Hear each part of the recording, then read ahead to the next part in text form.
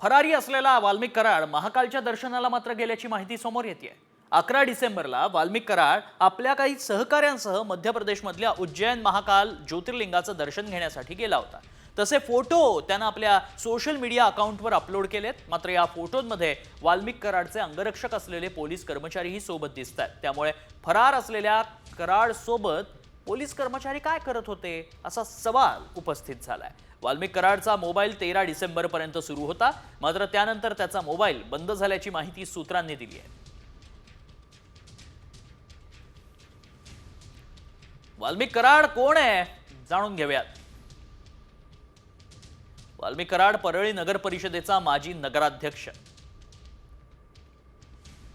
वाल्मिक कराड गोपीनाथ मुंडे समर्थक.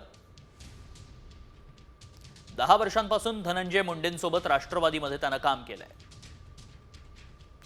धनंजय मुंडेंच्या अनुपस्थितीत परळी मतदारसंघात नागरिकांच्या समस्या सोडवण्यासाठी अग्रेसर.